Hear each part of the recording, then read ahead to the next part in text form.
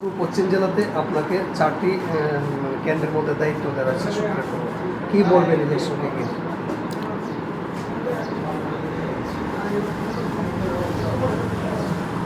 Weather ভালো থাকায়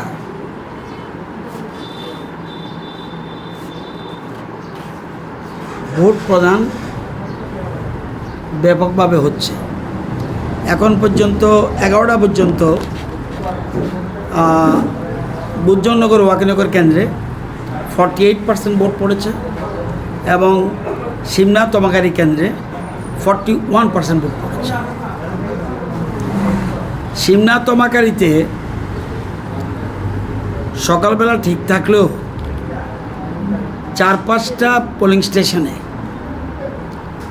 agent থাকতে পারেনি, যদিও প্রশাসন সাহায্য করছে। কিছু কিছু জায়গায় পরবর্তী সময় এজেন্ট গেছে, কিন্তু আমার জানা মতে এখন পর্যন্ত 4-5টা পোলিং স্টেশনে এজেন্ট নেই বিজেপি দলের। এটা হলো সিমনা তমাকারি। বুজ্জননগর ওয়াকিনগর কেন্দ্রে একটা স্টেশনে পোলিং এজেন্ট নেই এবং নৃপেন্দ্রনগর এলাকা, যেটা গামছাকবরাতে ভোট কেন্দ্র, তাদেরকে ভোট কেন্দ্রে আসার সময় বাধা দিয়েছিল। পরবর্তী সময় প্রশাসন সাহায্য করেছে, তারা সবাই এসে ভোট প্রদান করে গেছে। কিছু কিছু জোর জবরদস্তি এবং ভয়ভীতির খবর পাওয়া যাচ্ছে। ভোটের এটা পার্ট অ্যান্ড পার্সেল, এটা আমরা জানি।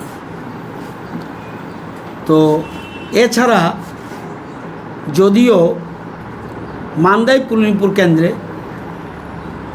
আমাদের ক্যান্ডিডেটের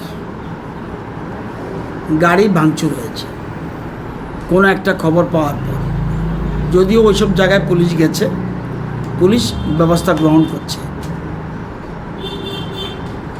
ভোটিং মেশিন সম্বন্ধে আলোচনা করতে গিয়ে এটা একটা দুঃখজনক ঘটনা ঘটেছে। আমি বারবার আমাদের দলের প্রার্থীর যেমন খবর নিয়েছি, এজেন্টরা যেন ঢুকতে পারে সব দলের, এবং বিরোধী দলের প্রার্থীদেরও বলেছি তোমাদের এজেন্টরা যেন ঢুকতে পারে সেদিকে লক্ষ্য রাখো। আমাদের দলের প্রার্থীদের যেন কোনো বাধা না হয় তাদেরকে বলেছি। তারা এশিওর করেছে যে এরকম ধরনের কোনো ঘটনা ঘটবে না। তো এখন পর্যন্ত এই অবস্থা। ভীতির পরিবেশ আছে, যে জিনিসটা মোস্ট ইম্পর্ট্যান্ট। এটা শুধুমাত্র সিমনার মতে, কে কি বলবে আমি জানি না, দুপুরের পরে আরও ভালো হতে পারে, কিন্তু ভীতির একটা পরিবেশ রয়েছে। ভীতির পরিবেশ থাকলে সাধারণত ভোটের পরিবেশ থাকে না, তাদের স্বাধীনভাবে যে মত প্রকাশ করবে সেই সুযোগটা থাকে না। এতে প্রকৃত যে মত, ভোটারদের কী মত, তারা কি ডেভেলপমেন্ট চায় নাকি সেন্টিমেন্ট, এই দুটো জিনিসের উপর এবার ভোট।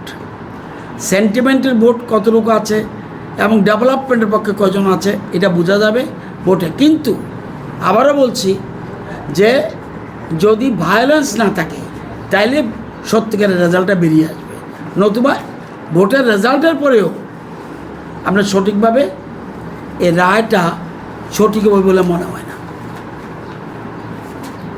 মানে 4টা কেন্দ্রের মধ্যে মানে আপনাদের বিজেপি দলের কয়টা আসন পাবেন বলে মনে হচ্ছে? না, এটা আমি অ্যাস্ট্রোলজার নই, কটা আসন পাবে বলতে পারবো না। তবে এবার জনজাতিদের মধ্যে একটা অংশের মানুষের জাতীয় দলের পক্ষে একটা লক্ষণ দেখা গেছে। জাতীয় দলের পক্ষে ওরা একটা অংশ দেখা গেছে জাতীয় দলের পক্ষে, অতীতে যেটা দেখিনি। এটাই আমাদের প্লাস পয়েন্ট।